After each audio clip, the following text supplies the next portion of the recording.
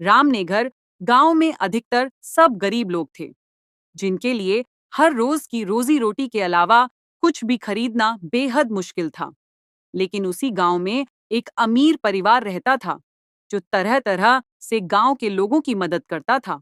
सुनिए जी, इस बार गांव में राशन की कुछ कमी हो गई है, तो गांव में जाकर राशन बांटाती हूँ।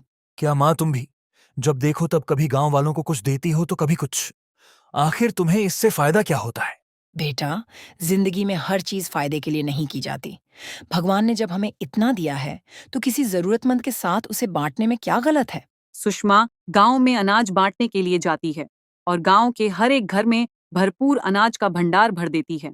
सुषमा बहन जी सबको अनाज देकर वहां से चली जाती है। तभी एक दिन वो गांव के मंदिर में जाती है, तो उसे बहुत से लोग ठंड से ठिठुरते हुए दिखते हैं। उन्हें उन लोगों को देखकर बहुत दया आती है। अरे अरे, देखो तो बेचारे ठंड में किस तरह ठिठुर रहे हैं। मुझे इनके लिए कंबल खरीदकर इनकी मदद करनी चाहिए। तब उसे पता चलता है कि गांव में किसी के घर में भी कंबल नहीं है, तो वो सभी गांव वालों के लिए कंबल खरीदने का निश्चय करती है। तभी कुछ दिन बाद गांव वाले इकट्ठे होकर सुषमा बहन जी के घर के बाहर पहुंच जाते हैं, जहां वो गांव के सब लोगों को कंबल बांट आप रही जैसी थी। दयालु औरत इस पूरी दुनिया में और कोई नहीं होगी, जो हम गरीबों के बारे में हमेशा इतना सोचती है। अपने परिवार के लिए तो इंसान इतना सब कर ही सकता है। ये लो तुम्हारा कंबल, और किसी और चीज की जरूरत हो तो वो भी बता देना। नहीं नहीं सुषमा बहन जी, अरे सर्दी में बस एक कम्बल की जरूरत थी, जो आपने पूरी कर दी। अभी हमें और कुछ नहीं चाहिए। आपका बहुत बहुत शुक्रिया। ठंड के मौसम में सब गांव वालों की तो मदद करती है, लेकिन उसका पति बूढ़ा और बीमार था। इसलिए इस बार ठंड में और ज्यादा बीमार हो जाता है और उसे सांस लेने में तकलीफ होने लगती है। आप बिल्कुल भी परेशान मत होइए। अगर इस डॉक्टर की दवाई से आराम नहीं हो रहा तो कोई बात नहीं। मैंने दूसरे डॉक्टर को भी फोन किया है। वो अभी आते ही होंगे।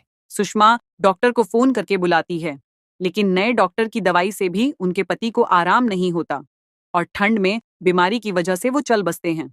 लेकिन उनके पति की मृत्यु के बाद उनका बुरा समय शुरू हो जाता है। माँ, मैंने और मधु ने फैसला किया है कि अब हम लोग यहाँ पर नहीं रहेंगे। मैं अब बाहर अपना बिजनेस करूंगा और वहीं पर शिफ्ट हो जाऊंगा।